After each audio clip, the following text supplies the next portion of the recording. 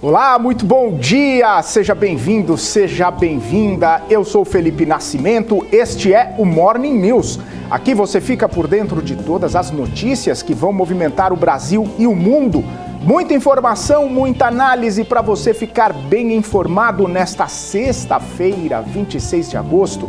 A gente começa essa edição falando que o grande dia chegou. Não é só a sexta-feira não, mas é a sexta, com um olhar voltado para Jackson Hole, o evento mais aguardado do ano, que acontece nos Estados Unidos e mexe com todo o mercado financeiro. Daqui a pouquinho vamos ter o discurso do presidente do Fed, Jerome Powell, e o mercado está na expectativa para saber como é que vai ser o tom desse discurso e quais vão ser os sinais que Powell vai dar sobre a condução da política monetária nos Estados Unidos. Para se ter uma ideia do tamanho que esse evento tomou, vai ser a primeira vez em 45 anos que ele vai ser transmitido ao vivo para todo o mundo. E claro, a gente vai ficar acompanhando, porque acontece daqui a pouquinho. O mundo fica de olho em Jerome Powell. O conteúdo do discurso já está meio que dado e foi amplamente comentado nessa semana pelos dirigentes do Fed. Dizem que ele vai adotar um tom mais duro com a ideia de segurar a inflação e aumentar a taxa de juros lá nos Estados Unidos até que essa inflação volte para a meta de 2%, lembrando que ela já está acima dos 8%. E isso provavelmente vai ser feito com uma elevação de 0,75 pontos percentuais na reunião de setembro. Mas a grande questão é o que vem depois de setembro. Como que o Fed vai se comportar nas próximas reuniões? E o que fazer para que o mercado retome a confiança de que o Federal Reserve está com o controle na mão sobre a política monetária? Jerome Powell tem a missão de convencer o mercado de que está com a rédea na mão e acertar o tom da comunicação. Isso porque, desde o ano passado, uma confiança entre o mercado e o presidente do Banco Central americano acabou ficando um pouco estremecida. A gente lembra, no encontro de Jackson Hole de 2021, Powell bateu o pé de que a inflação era transitória, de que aquilo provavelmente passaria em alguns meses, mesmo com todas as evidências de que a inflação poderia estar saindo do controle. Aí veio guerra na Ucrânia, veio pressão inflacionária que já estava forte, ficou mais forte ainda, e isso foi tirando um pouco de toda essa confiança que o mercado colocava no Fed.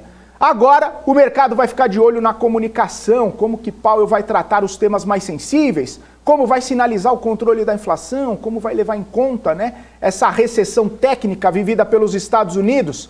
Analistas têm dito que é uma recessão que não preocupa tanto porque o mercado de trabalho está bastante forte lá nos Estados Unidos. Mas será que isso é suficiente? Jerome Powell vai ter que alinhar a comunicação e trazer de novo o mercado para o seu lado, para comprar a sua visão sobre a economia. E com a comunicação alinhada, o mundo todo vai seguindo o curso.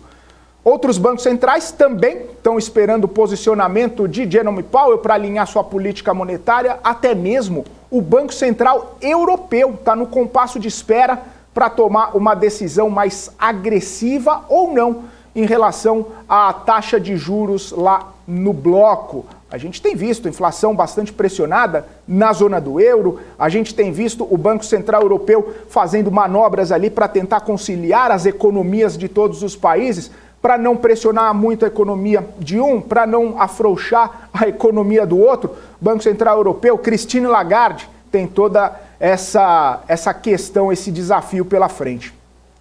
Mas uma coisa é certa, o tom de Jerome Powell tem o potencial de agitar os mercados hoje nos dois sentidos. Se ele aumentar a aposta, ações e títulos vão ficar mais vulneráveis. Mas se ele for menos duro do que os operadores estão esperando, esses ativos podem sim acabar respirando um pouco aliviados.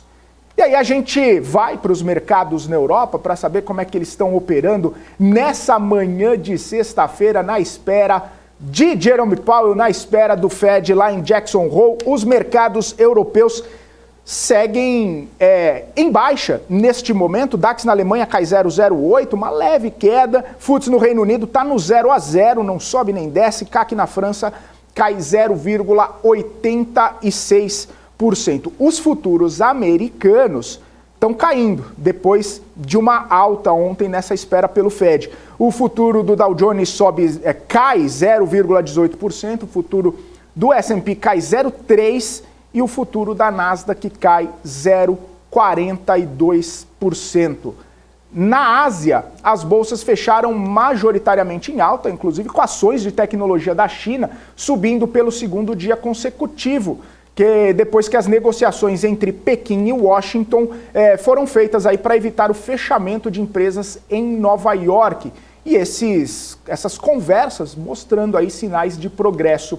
Os reguladores da China instruíram as principais empresas de contabilidade a se prepararem para trazer documentos de trabalho de auditoria de empresas chinesas listadas nos Estados Unidos e trazer esses documentos para Hong Kong, onde podem ser revisados pelas autoridades americanas.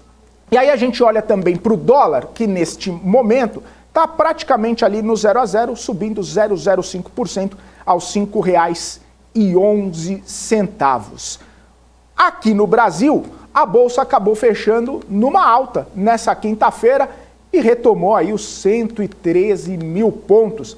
A gente vai dar uma olhadinha aqui no gráfico para ver como que foi esse fechamento do mercado. Já está aqui o Profit da Nelogica mostrando para a gente que a Bolsa Brasileira alcançou 113.531 pontos, em elevação de 0,56 pontos, depois ali de alguns pregões um pouco mais tensos, né? A gente lembra que na véspera a Bolsa fechou numa leve alta, 0,04%, ainda impactada ali por conta da deflação. A deflação, inclusive, que acabou beneficiando várias empresas ligadas, né, ao setor de varejo, ao consumo interno. Também a gente vê aqui a Alpargatas subindo 10%, a empresa que mais subiu no pregão desta quinta-feira. A gente vê Magazine Luiza retomando, né? Magazine Luiza que já subiu 80% só neste mês aqui de agosto, embora na avaliação anual ela tenha caído ali cerca de 30%, fora os outros 70% que caiu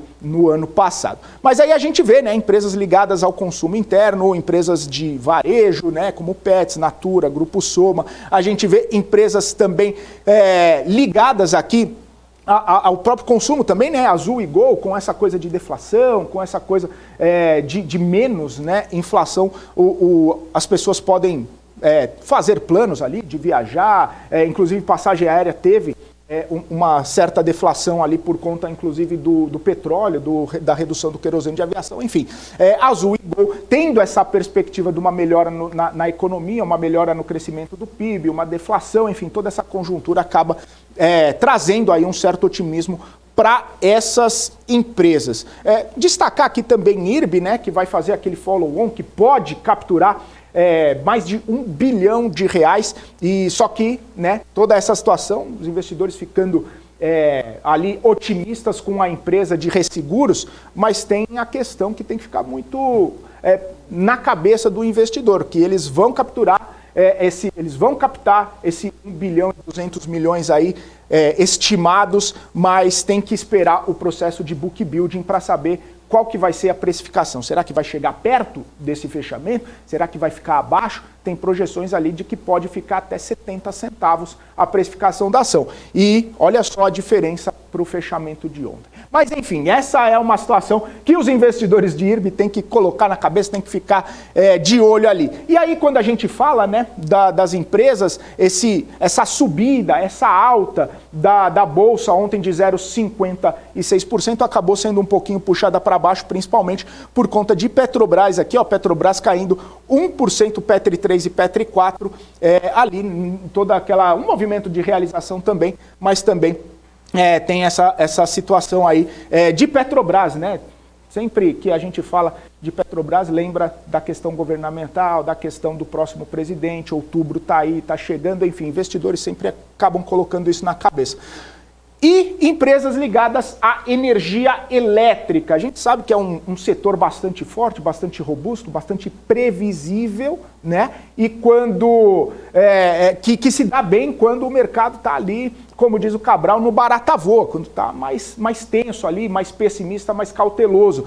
E aí, num movimento de mercado que pode trazer um pouco mais de otimismo, num movimento de mercado onde esse cenário de deflação pode beneficiar outras empresas, como eu disse aqui, inclusive do setor de consumo interno, aí os investidores acabam realizando um pouco no setor mais previsível ali para poder fazer essa rotação, para poder colocar em outros ativos que podem ter um apetite ao risco um pouco maior. Enfim, esse foi o panorama, esse foi o cenário, né, do mercado ontem. A gente vai tentar entender, descobrir aí como é que vai ser a movimentação do mercado nessa sexta-feira, logo após a fala de Jerome Powell. Como eu disse, né, o Jerome Powell falando, a gente escuta e a gente vê o que vai acontecer no mercado. Se ele for um pouco mais duro, pode trazer consequências para o mercado. Se ele for mais leve, também tem consequências para os ativos de risco. Enfim, esse é o cenário que a gente tem aqui, esse é o cenário que a gente vai ficar de olho. E seguindo aqui o nosso Morning News, agora 8 horas e 50 minutos, a Vale pode ter que fazer uma provisão adicional por causa da repactuação do acordo de reparação aos atingidos pelo rompimento da barragem da Samarco, em Mariana. De acordo com a avaliação do Morgan Stanley, essa provisão pode chegar a 4 bilhões de reais, caso o valor da repactuação seja fechado ali em cerca de 100 bilhões, como foi sugerido pelos governos que participam das negociações. O impacto dessa provisão adicional ia ser de mais ou menos R$ 4,50 para cada ação da Vale, que significa ali mais ou menos 6% do valor de mercado da empresa. As negociações do Conselho Nacional de Justiça foram encerradas sem acordo e representantes de órgãos públicos de Minas Gerais e Espírito Santo afirmam que pretendem ir à justiça contra a Samarco e as sócias, né, Vale e BHP. Ainda aqui no cenário nacional, a Prio informou que foi retomada a produção no campo de Frade, na Bacia de Campos. A operação tinha sido suspensa no dia 15 de agosto por causa de uma avaria na linha de gás inerte. O reparo aconteceu no prazo estabelecido pela companhia e, num comunicado ao mercado, a Prio agradeceu as equipes envolvidas nos trabalhos para retornar essa produção. E esses trabalhos foram executados, segundo a empresa, nos mais altos níveis de segurança.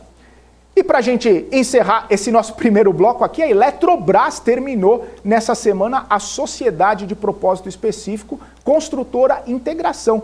Essa sociedade aí foi criada em outubro de 2010 para fazer a construção daquela linha de transmissão Porto Velho-Araraquara. Segundo a companhia, esse encerramento da operação faz parte de uma iniciativa de racionalização das participações societárias da Eletrobras, conforme o plano diretor de negócios. Essa sociedade específica contava com a participação acionária da Bengoa Concessões Brasil e da subsidiária Eletronorte.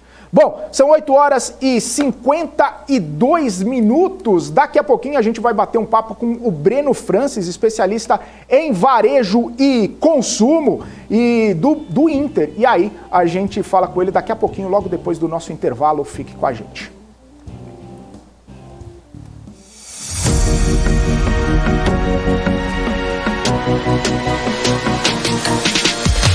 BMC News, informação que gera valor.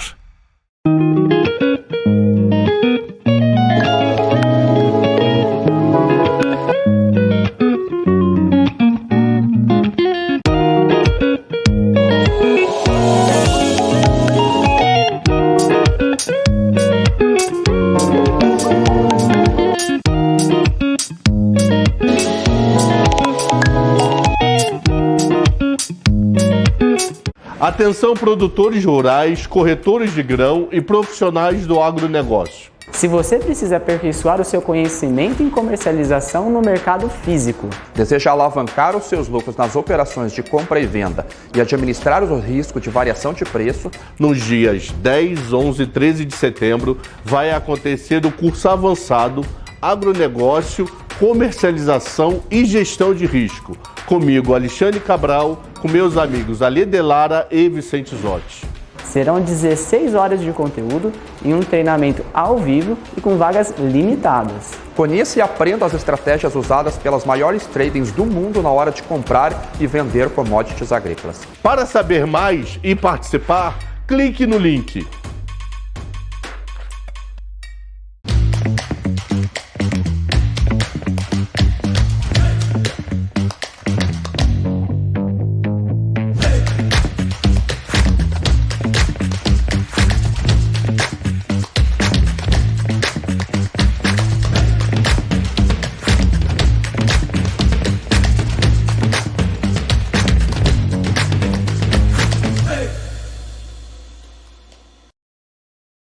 As empresas que fazem parte do seu dia a dia estão em uma das maiores bolsas do mundo, a Nasdaq. E a boa notícia é que você pode investir nessas empresas diretamente pela Avenue, sua corretora nos Estados Unidos. Com os dados das ações dos Estados Unidos fornecidos pela Nasdaq em tempo real, o cliente Avenue pode acessar diretamente as maiores bolsas do mercado americano. Entre neste mercado de tecnologia e inovação. Acesse avenue.com.br/Nasdaq e seja bem-vindo ao mercado global. Você provavelmente não opera como os grandes players do mercado. Mas fique tranquilo, essa é a sua chance de aprender. Inscreva-se agora mesmo na Trilha do Game com Wilson Neto, um curso definitivo sobre mini contratos desenvolvido em parceria com a Invest Academy. Serão 6 módulos com conteúdos inéditos que vão combinar teoria e prática para que você eleve seus trades a outro patamar. Não perca mais tempo e faça já a sua matrícula. Estamos de volta, 8 horas e 55 minutos. Vamos conversar com o Breno Francis de Paula, especialista em varejo e consumo do Inter. Já está aqui conosco para esse bate-papo. Breno, seja muito bem-vindo aqui ao Morning News. Prazer falar contigo, muito bom dia. Bom dia, o prazer é meu, é sempre muito bom falar de varejo, né? Ô Breno, pois é, né? A gente fica olhando nessas movimentações de varejo e eu gosto sempre de começar falando de cenário, né? A gente tem visto aí todo esse cenário macro impactando, né? O mesmo cenário que pesou sobre o varejo alguns meses atrás está dando um fôlego, um respiro para o varejo neste momento. Como que você está avaliando esse cenário? Juros parece que chegou ali no pico, né? Não vai ter mais altas expressivas. A inflação começa a dar uma desacelerada. A gente viu a deflação ali do IPCA 15. Esse cenário está propício para essas empresas? Exatamente, né? O que você já começou antecipando. Então, a gente viu em 2021 uma inflação de duplo dígito ali, né? O IPCA fechou 2021 10%, então já foi uma alta expressiva e no primeiro semestre de 2022 o IPCA também continuou, né, no ritmo crescente. O Copom até atuou de forma mais incisiva, né, na Selic, de forma a frear esse movimento, é o que a gente começou a ver a partir do mês passado, né, em junho. A gente já viu um cenário de deflação, agora para agosto também as revisões parece que vão ser números ainda maiores de deflação, né? Então, sim, esse cenário ele vai limpando um pouco ali e vai trazendo um pouco mais de confiança para o consumidor. Pois é, só que a questão é a seguinte, né, Breno, esse apetite, né, esse otimismo em relação às empresas, a gente tem visto, por exemplo, Magazine Luiza subindo 80% só no mês de agosto, outras empresas subindo 30%, 40%, 50%. É justificado com esse cenário todo ou acaba sendo um oba-oba, alguma coisa assim nesse sentido, na sua visão? Olha, a nossa visão aqui, na verdade, todas essas empresas, elas, na nossa cobertura hoje, elas têm upside. Algumas têm recomendação de compra, outras estão com recomendação de neutra, justamente por causa desse gatilho, né, desse ponto de virada que até então estava bem complicado, assim, né? O cenário macro ele ainda é desafiador. Né, o cenário de deflação começou agora e depois de tantas incertezas também, né, eu acho difícil cravar com certeza que os próximos meses serão tranquilos, né? Então, assim, a gente tem que ter uma certa cautela. Quando a gente coloca ali nos valuations, a gente está encontrando um upside, sim, mas eu acho que a gente precisa de ter confirmações um pouco mais contundentes do mercado para, de fato, às vezes alterar uma recomendação, né? Isso aí faz parte até do dever fiduciário do analista para com o investidor. Que tipo de confirmação seria, o Breno? Só para a gente entender um pouquinho dessa forma de pensar, né? Você disse, preciso de uma confirmação. Então, o que precisa acontecer? É nesse trimestre? É no semestre? O que precisa acontecer? Perfeito. Em 2021, né, vamos falar assim de e-commerce, empresas ligadas à moda, né, o consumo não essencial ali, tirando alimentos. Essas empresas elas tiveram bastante dificuldade em 2021 inteiro ali, são 4 trimestres que, né, foram bem abaixo dos níveis históricos, e o primeiro trimestre de 2022 também veio fraco, assim. Então, o que a gente viu nesse segundo TRI que acabou agora, né, a temporada de resultados, as empresas de e-commerce, de moda, elas tiveram recuperação ou em margens ou em receita, né? No caso de moda, teve uma recuperação muito forte nos dois, o e-commerce nem tanto na receita, mas na parte de margens ali foi bom, e também foi um ponto importante é a melhora ali no fluxo de caixa, né? A gente viu uma normalização dos níveis de estoque, de pagamento a fornecedores. Então essas empresas elas começaram a gerar caixa ali operacional, que é um indício positivo, né? A gente tinha essa preocupação aí dessa cadeia de produção que foi impactada pela pandemia, mas parece que está normalizando. Nessa normalização internamente na empresa, isso aí acaba trazendo, claro, boas consequências, né? E até mesmo para os analistas começam a vislumbrar um futuro um pouco mais promissor. Mas até mesmo hoje tem uma notícia que saiu falando sobre a cautela, né, das varejistas em relação à inadimplência, né? Muitas delas acabam atuando ali no setor financeiro, tendo seu próprio cartão, tendo, né, a sua própria forma de financiamento dos produtos, e isso acaba acendendo um sinal de alerta. Isso também é preocupante? Isso acaba tendo algum tipo de relevância nesses modelos, nessas projeções, Breno? Sim. É claro que, né, o aumento da inadimplência ou até mesmo a provisão para esse risco, ele impacta sim as empresas, mas também a gente tem outras coisas positivas acontecendo, né? A gente está vendo o Auxílio Brasil aí que vai dar um fôlego para uma parte da população que não tem consumido, né, da forma com que consumia desde a pandemia. A gente tem aí a chegada do 5G também, período de Copa do Mundo, Black Friday.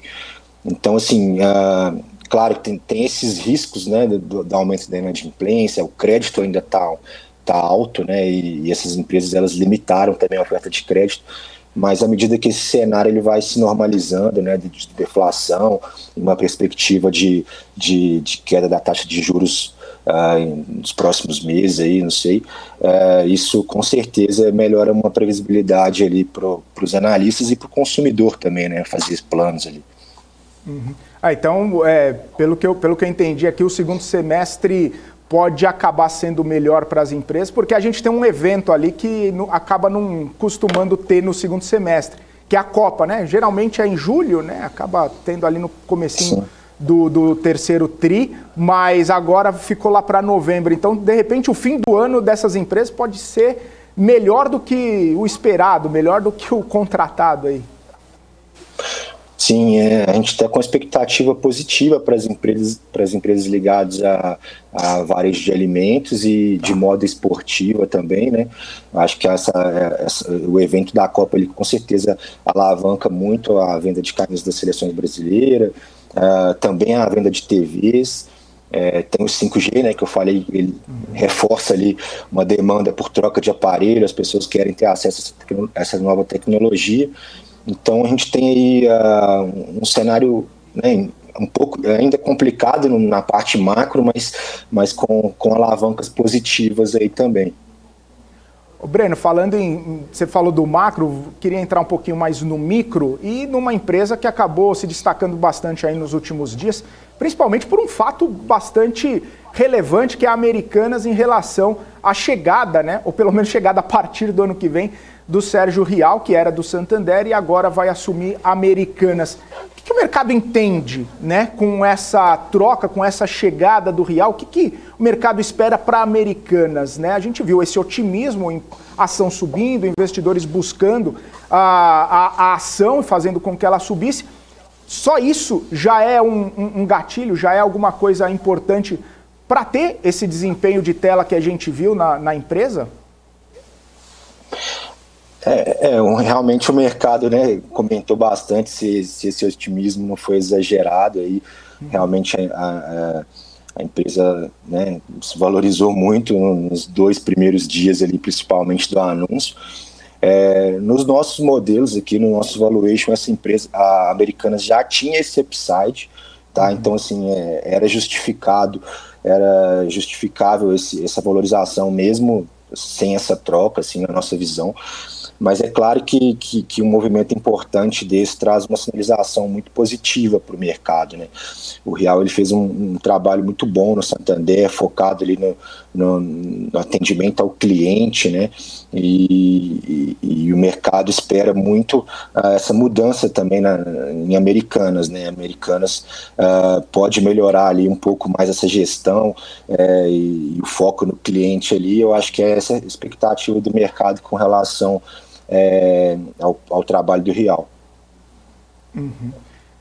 Ainda sobre Americanas, né, muita gente fala sobre não só, né, a operação dela, mas sobre as lojas, né, umas lojas comparando, né, com pares, comparando com outras grandes lojas desse segmento, que acaba não tendo a experiência, né, do usuário tão forte, tão marcante, tão relevante, acaba sendo até um pouco inferior. Você acha que essa visão nova do Rial, você acha que essa mudança de gestão pode trazer também, não só na questão financeira, não só na gestão ali, que ele é muito competente nesse sentido, mas também para esse lado, para o lado físico? Porque a gente já viu Americanas fazendo, né, movimentos para o lado digital, só que também o lado físico acaba tendo algum tipo de empecilho ali, algum ponto acaba sendo até negativo. Você vê essa mudança também, Breno?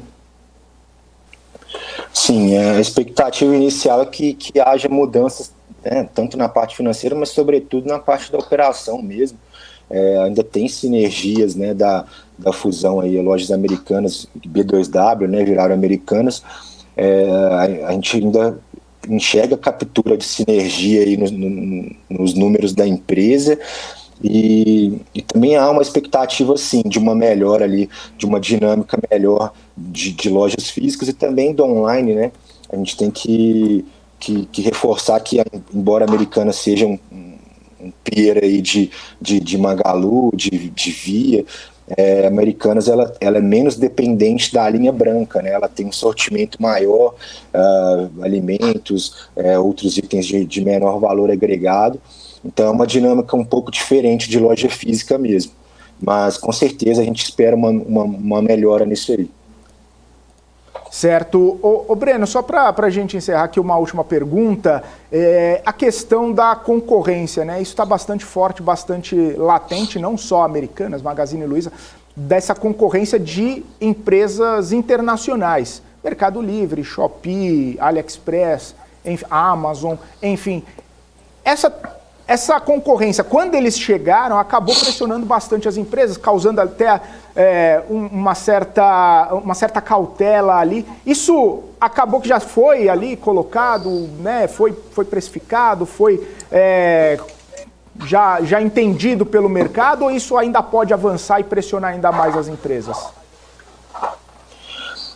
Olha, da nossa parte, essa competição ela já tem sido bem precificada. A gente também a gente não tem cobertura de relatórios, né, de Shopee, de Alibaba, de Amazon, nem de Mercado Livre, mas a gente também faz esse acompanhamento interno aqui, monitora o desempenho dessas empresas. E assim, Shopee, Alibaba, eles tem ganhado representatividade muito grande, até a própria Amazon, o Mercado Livre no digital é a grande referência, né? Mas sim, essa competição está bem precificada, porque a gente monitora também o ganho de share aí dessas empresas. No caso das empresas chinesas, né, eles atuam muito forte ali no benefício de frete grátis ou um cashback, descontos, para oferecer um produto mais barato, né, e ganhar market share com isso aí também. Mas chega um momento também que tem que virar ali para a chave para rentabilidade, né? Então, nesse momento, ainda eu não acredito que vai ser nos próximos meses, deve demorar um pouco ainda, mas esse movimento de rentabilidade deve vir por parte dessas empresas chinesas, e aí o mercado fica mais equilibrado também, né?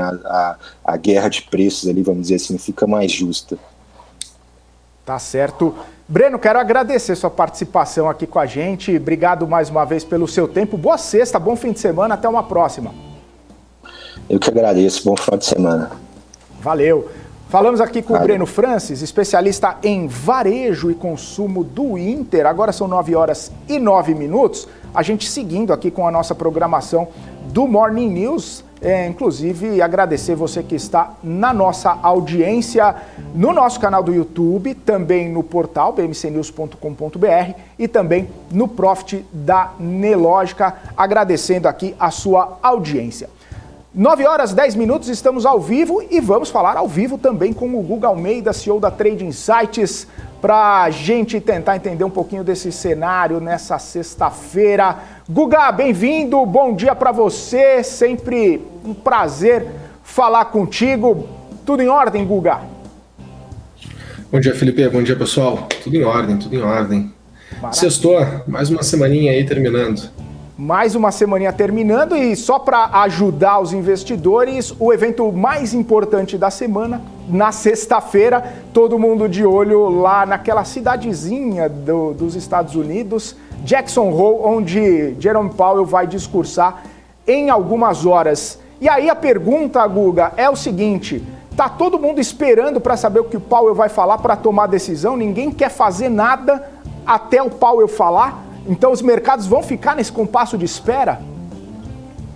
Pois é, né? Na verdade a gente já está nesse compasso de espera, né, Felipe? Se a gente for olhar aqui o comportamento do mercado nesses últimos dois pregões, quinta e quarta-feira, a gente teve aí um mercado mais lateralizado, né? Mais calmo, mais pacífico. Tá? Obviamente que a gente ainda é impactado por toda essa percepção de melhora que a gente está tendo aqui dentro do Brasil. Tá? A gente basta olhar o relatório Focus aí nessas últimas semanas, nas últimas 4, 5 semanas, a gente tem visto uma melhora na expectativa de PIB, uma melhora na expectativa em relação à inflação, e aí impacta nos setores como a gente tem visto. Né? Agora estamos conversando aqui sobre o setor de varejo, né? E a gente tem visto aí a melhora bem expressiva das cotações das empresas do setor de varejo, que vem colaborando a isso. Agora, né, para mim, a minha opinião pessoal, né, é que todo o mercado está apreensivo aí como é que vai ser os juros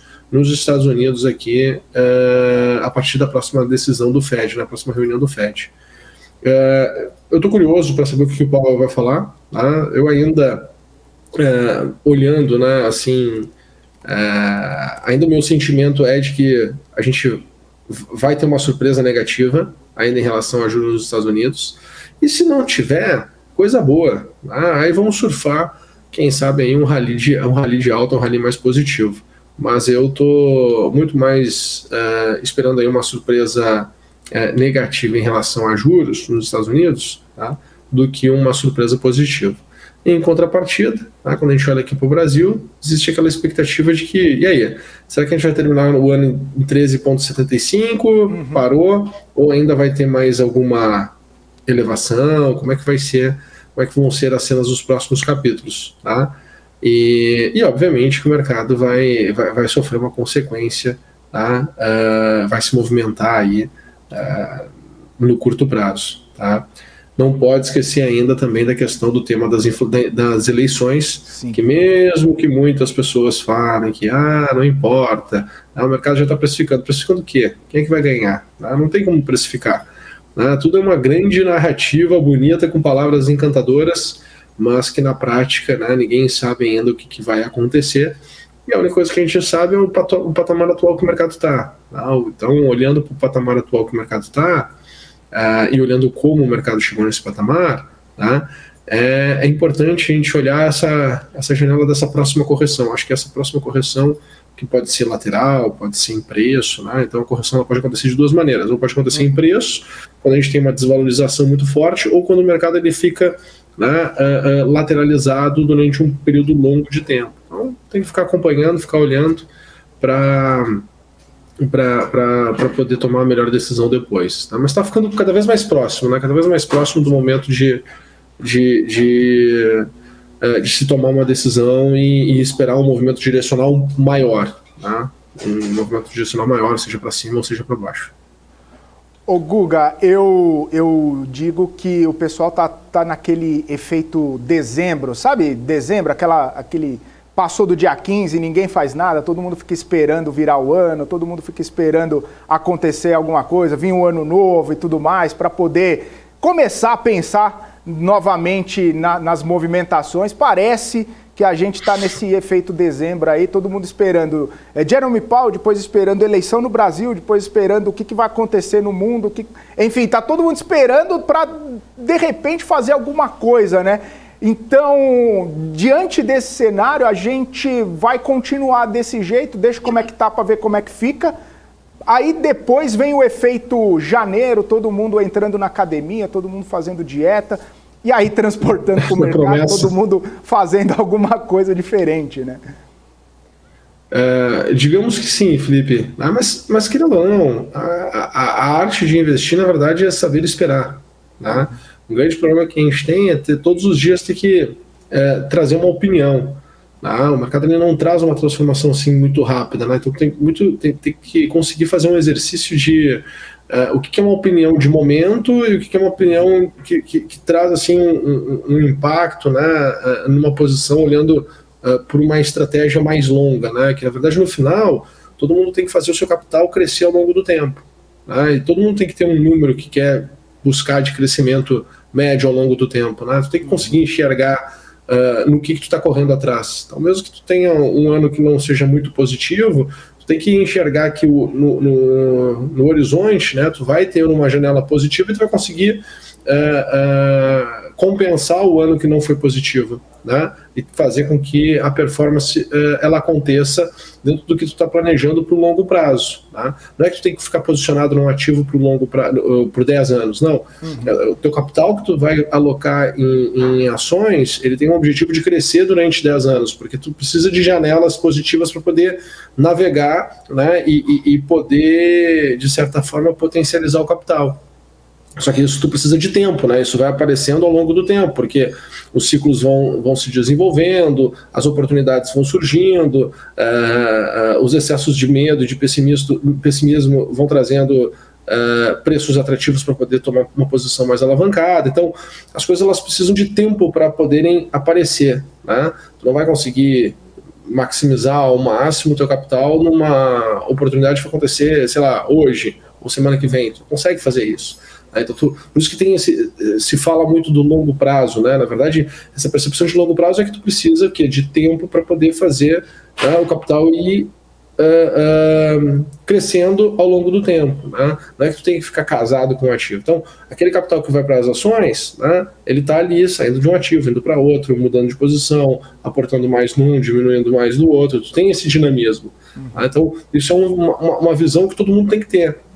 O outro ponto é o que está acontecendo de janela de oportunidade no momento, qual é a fragilidade de uma determinada tendência, se a gente está num processo de correção como a gente vinha, né, com mais intensidade, e a gente está ainda, né, nesse processo de ajuste dos preços que começou na metade do ano passado, de 2021, então já está um ano num processo de correção, está um ano corrigindo. Quando a gente olha isso e compara com todas as correções desde 2016, em tempo é a correção mais longa que a gente está tendo.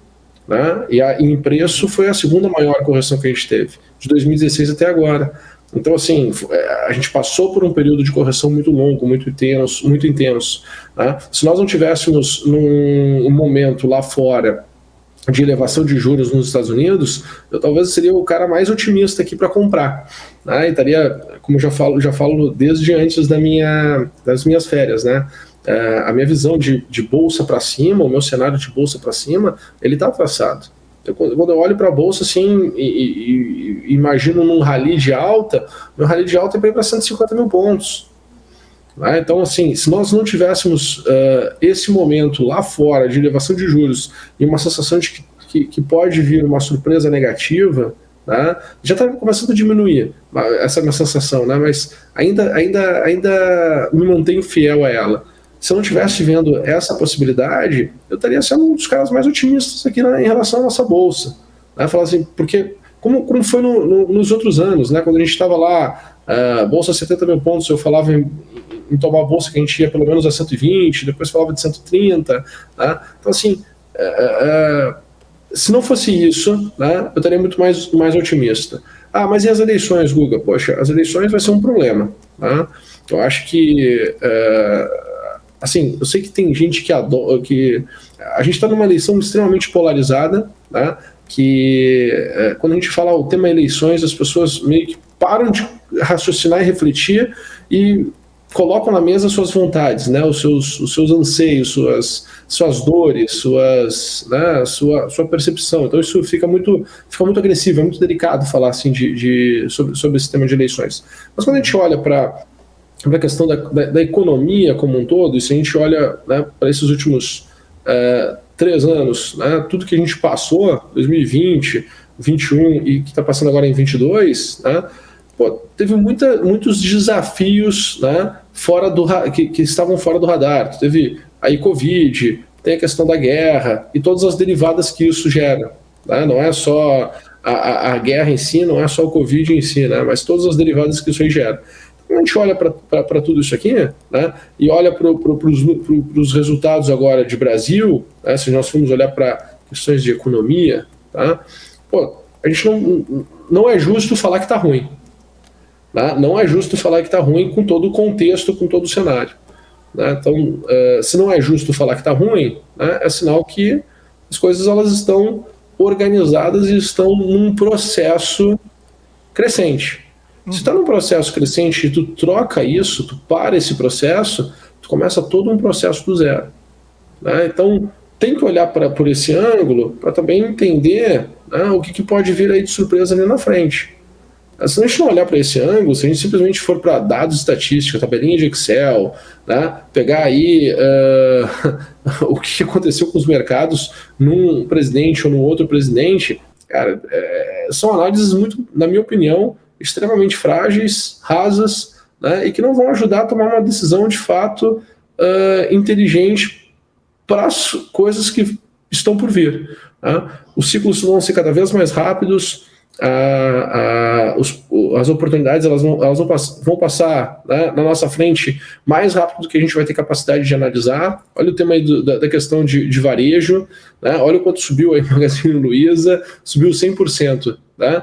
Mas estava R$2, não importa, estava R$2, ali a janela de oportunidade, ficou o quê? Uma semana, R$2. Quem tomou, quem não tomou se lascou. Né? Não conseguiu pegar o movimento, não conseguiu pegar a performance. E, na minha opinião, os mercados vão ser cada vez mais assim. Cada vez mais assim. Então, os investidores vão precisar ser cada vez mais dinâmicos, eles vão precisar cada vez mais de informações com menos viés e mais focada ali no que está acontecendo naquele momento. E, obviamente, que sempre o pensamento é construção de capital, construção de patrimônio no longo prazo. Tu precisa de tempo, porque as janelas de oportunidade vão te trazendo isso aí. Não é que tu tem que casar com ativo para o longo prazo, porque senão todo mundo que erra análise aqui fala, não, mas não é para o longo prazo. Pô, virou commodity essa narrativa, né? Todo mundo fala a mesma coisa. Pô, errou a análise, não, mas é para o longo prazo. Não te preocupa, no longo prazo os lucros da empresa, o preço vai convergir com os lucros e tudo, com o resultado, mas fica uma coisa, né, de certa forma, papinho, né? Quem viveu de 2010 a 2016, foram 6 anos ali extremamente difíceis. Tu tinha ali janelas que a bolsa subia 30%, 40%, mas depois quando começava a corrigir ia para um degrau mais abaixo. Então, o mercado ele é dinâmico, o mercado ele vai se transformar. Escuto aí gente falando de bolsa a 250 mil desde 2018, 2019. tá? Cara falando de... Enfim, tem de tudo aí no mercado. Tá? Então, essa é a minha mensagem aí para uma sexta-feira do pau. De maldade. Ô Guga, são 20 anos, Felipe, são 20 anos de mercado, cara. Respeita meus cabelos brancos, cara. Não são muitos, mas estão aqui. Ô Guga, é importante isso que você falou do longo prazo, curto prazo, e claro, né, longo prazo é feito de múltiplos curtos prazos. Você consegue dar uma olhadinha aí pra gente o que você tá vendo para hoje? Porque é aquela coisa, né? Se o Fed, né, se o Jerome Powell vier de um jeito, pode pressionar. Se vier de outro jeito, pode aliviar. Como que tá a sua visão para hoje aí pro nosso mercado no seu gráfico? Legal.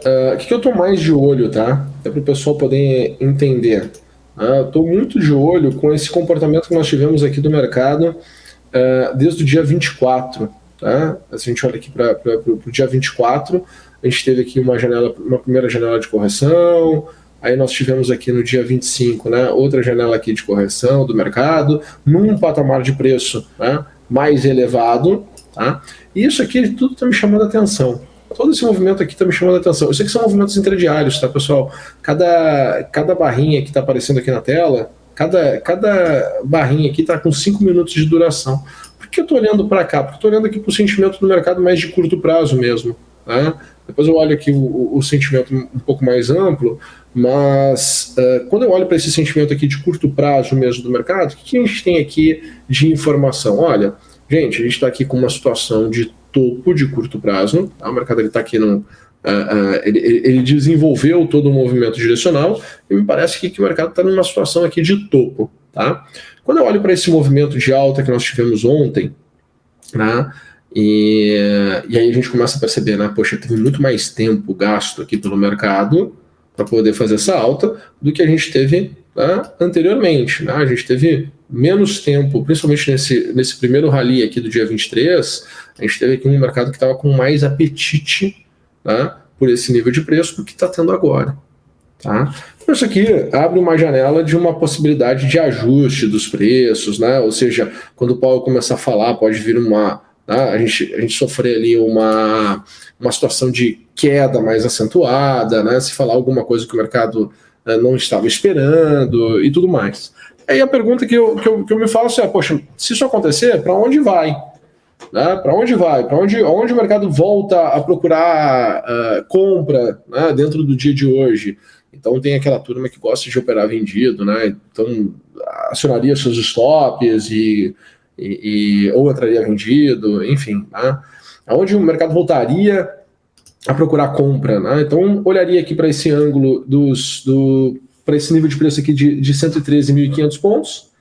Então aqui seria o primeiro nível que eu olharia assim, poxa, aqui poderia ter um processo de compra novamente no mercado. Tá? Depois, lá para entre 113.500 e 112.900, 850 aqui 900. Tá? Acho que esse seria um nível mais aceitável, assim, dentro de uma certa normalidade positiva ainda em relação ao mercado nesse patamar de preço. Abaixo disso é porque, na verdade, a gente teria chego, né, num nível de preço que encontrou um topo um topo maior, né, um topo dessas últimas 4, 5 semanas, de todo esse rally que nós tivemos de alta aí do mercado, e aí poderia entrar numa correção mais intensa. Tá? E aí sim, abaixo desses dois níveis que eu comentei ali acima para vocês, a gente entraria, né, numa frequência de correção mais acentuada, entraria num processo, né, de ajuste mais acentuado, tá, que pelo menos voltaria ali abaixo da região dos 110 mil pontos. Tá? Então esse seria o meu cenário para hoje, né, se pode escorregar lá num discurso, falar alguma coisa um pouco mais negativa, algo do tipo, a gente poderia voltar aqui para baixo dos 110 mil pontos. Tá?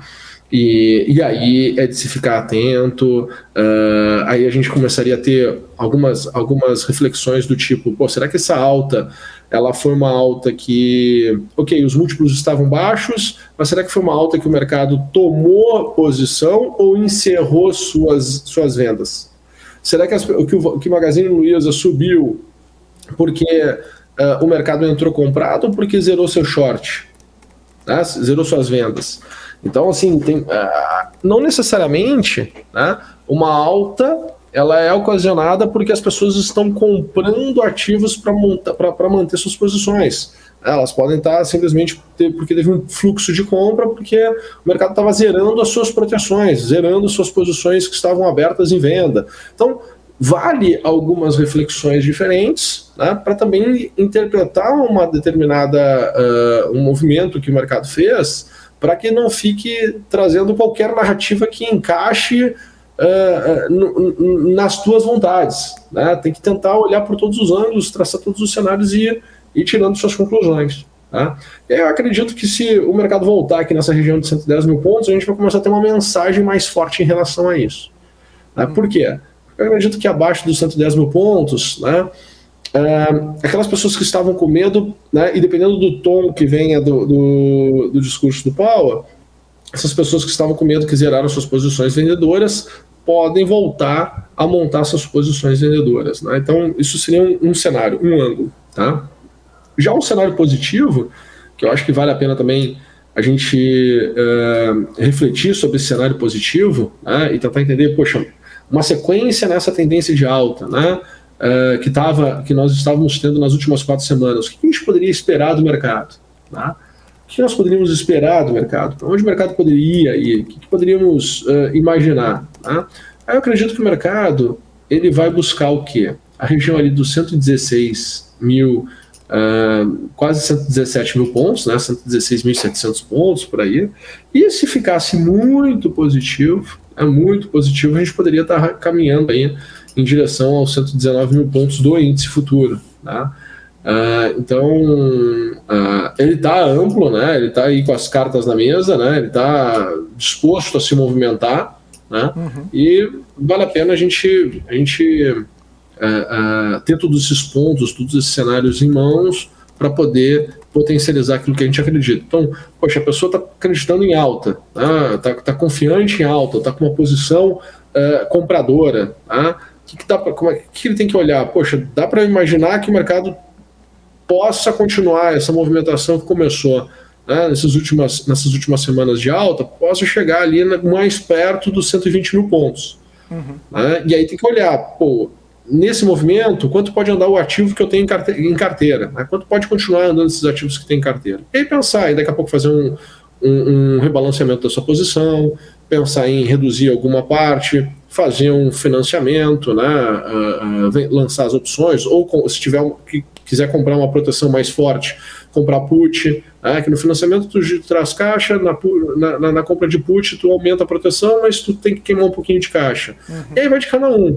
Né? Mas ter um pouco dessa consciência para trazer uma certa proteção para a sua carteira, porque se vier alguma correção, nós temos poucas referências aqui de suporte para o mercado. Ele pode devolver toda alta num movimento intenso de baixo. Então tem que criar uma certa proteção, principalmente se continuar essa movimentação de alta e a gente se aproximar da região dos 120 mil pontos.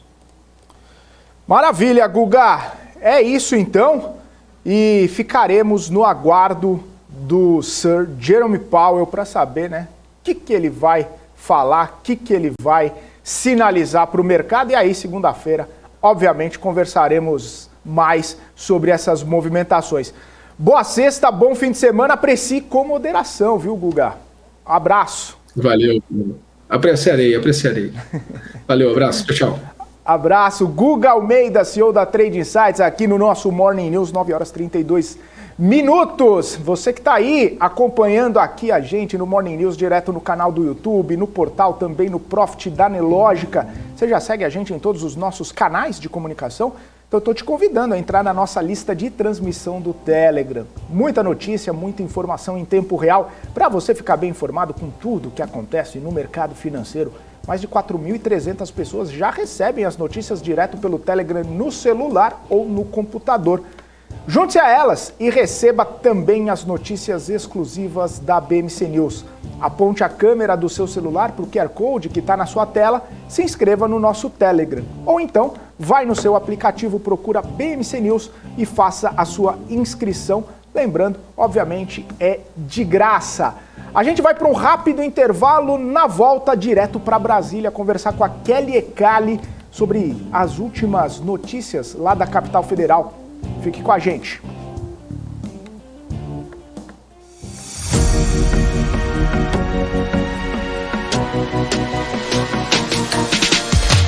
BMC News, informação que gera valor.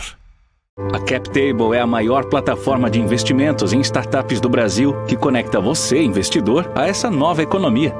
Nós selecionamos e avaliamos as empresas em ascensão de forma rigorosa. E você se torna sócio das marcas mais inovadoras e com futuro exponencial no mercado. Invista de forma descomplicada, inteligente e exponencial. Acesse captable.com.br e faça parte da nova economia. Você quer saber mais sobre economia e investimentos para aproveitar as oportunidades no mercado de trabalho? Eu te apresento o MBA do Terraço.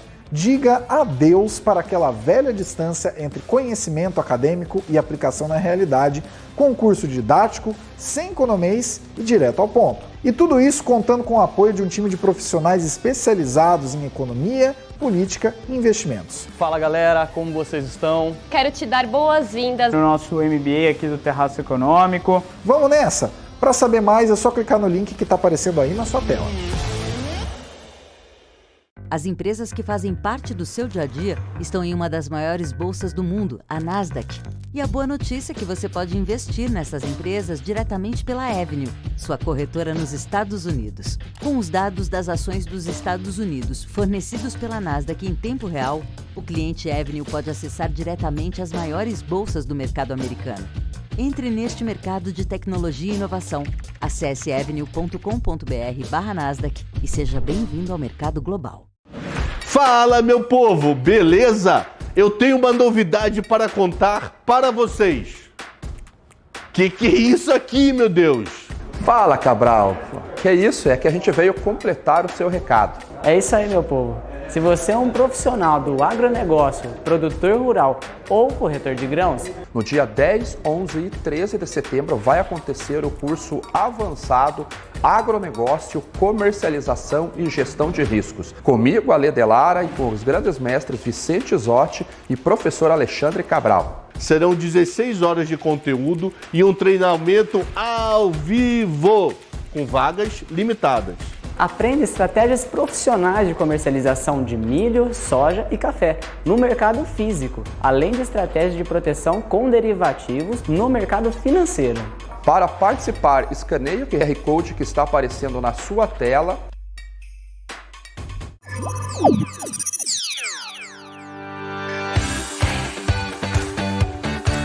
Aqui você pode negociar índices como DAX, Nasdaq e S&P 500 e commodities como soja, cobre, petróleo e café. Além de ações e ADRs das maiores empresas do mundo, como a BMW, Google, Apple, Netflix e Disney.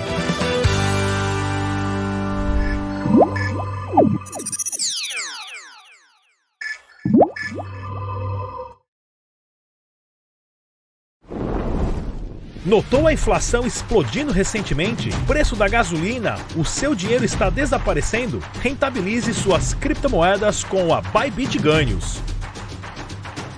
Tudo isso em uma plataforma intuitiva, segura e dinâmica. Não perca mais tempo, porque tempo é dinheiro. Abra sua conta hoje mesmo. Bybit.com. No mercado financeiro, o conhecimento faz toda a diferença. Por isso, estude com quem realmente entende do assunto. O Wilson Neto e Invest Academy desenvolveram o Na Trilha do Game, um curso definitivo sobre mini contratos. Aprenda a operar mini índice e mini dólar como um profissional. Conheça as regras do jogo e domine as principais técnicas para gerenciar o risco e identificar as melhores oportunidades. Não perca mais tempo e faça já a sua matrícula.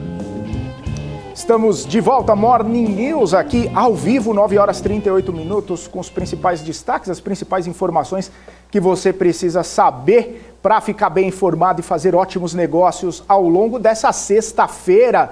Pois é, todo mundo no aguardo lá de Jackson Hole, mas tem um indicador muito importante nos Estados Unidos que acabou de sair, que é o PCE. O PCE é um indicador de inflação sobre despesas de consumo. É um tipo de inflação ao consumidor. Essa inflação medida pelo IPCI no mês de julho veio em 0,1% de elevação. Os analistas estavam esperando ali uma alta de 0,3% nessa inflação lá nos Estados Unidos. E no acumulado de 12 meses, essa inflação avançou 6,3%, também ficando abaixo do esperado, que era 6,8%. A gente lembra, né, o PCI é um dos principais indicadores de inflação que o Federal Reserve, o Fed, o Banco Central dos Estados Unidos, usa em suas argumentações para fazer ali, ou para deliberar sobre a taxa de juros. A gente está falando bastante sobre essa questão dos juros, principalmente porque hoje, daqui a pouquinho, o Jerome Powell fala em Jackson Hole sobre a sua visão para a política monetária, a sua visão sobre esse cenário, e ele, logicamente, leva em conta essa inflação. Ou seja, o PCI veio abaixo das expectativas do mercado. Entre tantos, né, indicadores de inflação, a gente lembra, tem o CPI, que é inflação ao consumidor, tem o PPI, que é inflação ao produtor lá nos Estados Unidos, tem o PCI também, que é uma outra forma de avaliação dessa inflação nos Estados Unidos, e essa acaba sendo a principal utilizada pelo Banco Central americano nessa conjuntura para definir a política de juros. 9 horas 40 minutos, falamos sobre os indicadores, falamos sobre Jackson Hole e agora vamos falar sobre Brasília. Kelly Ecali está aqui conosco nessa sexta-feira para falar um pouquinho sobre essa dinâmica das entrevistas, das sabatinas com os candidatos à presidência. Hoje é vez de Simone Tebet, dos presidenciáveis lá na Globo. Ontem foi o dia de Lula, e aí ele falou sobre corrupção, falou sobre orçamento secreto, falou sobre alianças políticas. E se a Kelly Ecali estiver aqui comigo, vamos conversar com ela então, né? Muito bom dia, Kelly! Bem-vinda ao Morning News. Conta pra gente, né, como que foi a repercussão dessa sabatina de ontem. Oi, Fê, bom dia a todo mundo que está acompanhando a gente aqui no Morning. Eu tô sim, já faz um tempinho esperando vocês, viu? Hoje a gente tem, então, o fechamento do ciclo, como você muito bem colocou, das sabatinas, né, que estão sendo realizadas ali pelo Jornal Nacional, né? São sabatinas que são extremamente protocolares, digamos assim, sempre tem as sabatinas do Jornal Nacional, né, além daqueles debates, enfim. Então, a opção do programa, né, do telejornal foi ali o recorte da pesquisa Datafolha, né? Então, você teve na segunda-feira o presidente Jair Bolsonaro como candidato à reeleição. Na terça-feira, o Ciro Gomes também como candidato à presidência da República pela quarta vez, né? E ele até vem dizendo que não vai mais ser candidato se não vencer essas eleições. Você tem também aí o ex-presidente Lula, que foi o entrevistado de ontem, que já teve 2 mandatos, né? E agora está tentando voltar para ser presidente da República, né? E hoje você tem a Simone Tebet, que é senadora, pela primeira vez tentando aí uma vaga ao Palácio do Planalto, né? A Simone tá dentro ali daquele espectro entre os 4 sabatinados, né? Semelhante ao espectro do Ciro. A expectativa é de que se fale muito sobre o que ela tem de planos de governo, porque a Simone é ali uma senadora que teve ali um mandato extremamente ilibado, né?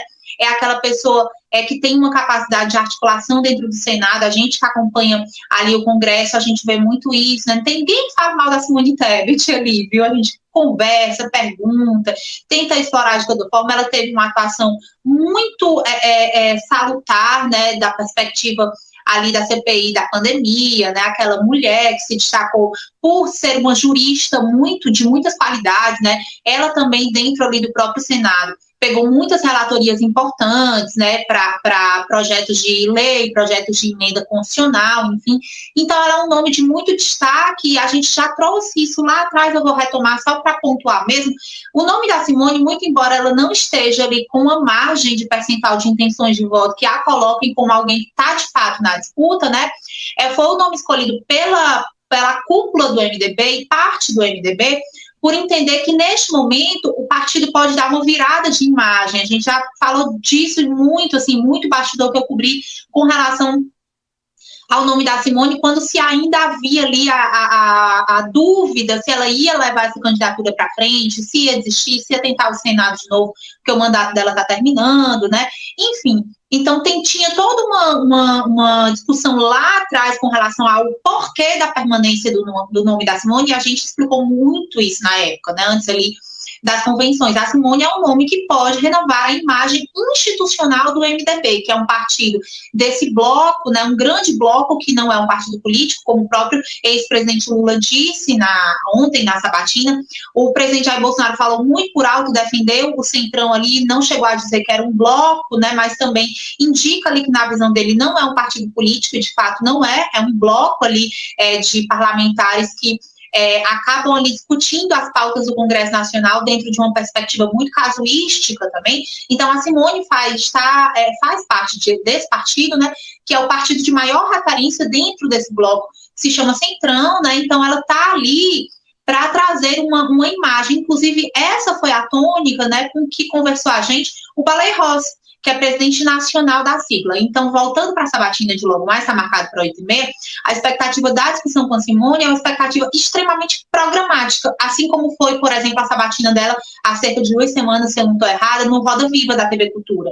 Então, não vai ser uma entrevista de se tocar em feridas, por exemplo, né, dela, no caso, né, mas sim de trazer um quadro de plano de governo programático e também tocar em algumas discussões ali acerca de corrupção, e com certeza ela deve ser questionada sobre Lava Jato, viu, Felipe? É assim, uma discussão que realmente está dentro dessa área de quem defende a corrupção, mas acabou deixando-se de lado a imagem de uma operação heróica, né, e em vista de tudo que veio à tona, né, com a Vaza Jato, enfim. Então, a expectativa dessa entrevista da Simone é basicamente essa. Com relação ao ex-presidente Lula, como você também colocou, ele foi muito questionado ali sobre corrupções no governo no Lula, logo em seu primeiro mandato, né, trouxe ali a tônica de que as investigações foram possíveis porque não houve, na visão dele, uma intromissão do Partido dos Trabalhadores dentro dessas discussões, né, foi questionado sobre o insucesso, né, abre aspas, insucesso, ali do governo da presidenta Dilma Rousseff, né, e disse, né, até brincou que esteve com ela e ela disse que ele não respondesse, e ele chegou a reconhecer ali alguns erros, segundo ele, que houveram no governo dela, mas reiterou, que foi a pergunta que foi feita para ele, né, qual que era o modus operandi com que ele ia governar caso fosse eleito novamente presidente da República. E por 2 vezes ele disse que cada um que governa tem o jeito próprio de governar, e o jeito dele de governar vai seguir a mesma linha do seu primeiro e segundo mandatos, tá? E aí, aproveitando para falar desse contexto aí, do que ele vai resgatar, né, o ex-presidente Lula falou que esse governo, caso ele vença, vai ser muito semelhante àquele governo, aqueles 2 governos que, na visão dele, né, deram certo. Então, aqueles governos que dialogaram com as pautas sociais, que priorizaram as pautas sociais, ele voltou a falar de educação, voltou a falar da expansão do ensino superior, que de fato ocorreu de uma maneira muito forte no governo dele, deu números, né, inclusive é uma característica do ex-presidente Lula, ele apresenta muitos números, né, então ele fez essa entrevista dentro do que estava de fato previsto no script de quem é que é o ex-presidente Lula, né, como que ele dialoga com as massas, com a imprensa, né. Falou, então, que deseja retomar o mesmo perfil do seu governo, foi questionado sobre como evitar a corrupção, como formar um corpo ministerial para se evitar a corrupção. Então, não fugiu de nenhuma pergunta, respondeu a todas as perguntas, né? Eu até dei uma olhada nas redes sociais ontem à noite, hoje, para alguns nomes, né, alguns seguidores, e sobretudo para quem é ali da oposição, ele deixou a desejar algumas perguntas, mas massivamente foi apoiado ali por quem o segue, por quem vota nele, seja por concepção política ou seja como um voto, digamos assim, de crítica ao presidente Jair Bolsonaro, né? Então, falou sobre isso, fez o apelo ali de como é que ele acha que o pobre, né, entre aspas, né, todas nas palavras dele, o pobre precisa viver, né, voltou a falar da cervejinha, ele gosta muito de usar esse termo, da cervejinha, do churrasco, que é um termo extremamente significativo para as massas, né, então ele fez esse discurso das massas com relação a investidores, ele não fez ali uma menção direta, né, mas falou muito em economia, da perspectiva de retomar o crescimento econômico, gerando poder de consumo, gerando aí liberdade para que as pessoas possam ali tentar se realocar no trabalho, falou da redução do índice de desemprego quando recebeu o governo do Fernando Henrique Cardoso e como o deixou, né, enfim, então ele fez o que era esperado de se fazer para quem já tinha um mandato, né, ele fez uma retrospectiva do que ele avalia que deu certo no governo dele, e trouxe aí essa margem de confiança com esses dados, com esses números, né, para mostrar que pretende fazer a mesma coisa, tá? Para encerrar, o ex-presidente Lula também falou ali muito do Geraldo Alckmin. Ontem, quando a gente estava no comitê de imprensa, alguns colegas que estavam lá, a gente conversou sobre o que a gente achava, a gente que acompanha a política achava que ia ser o teor, né, do diálogo do ex-presidente Lula. E uma aposta que eu fiz foi a de que ele ia falar muito do Geraldo Alckmin.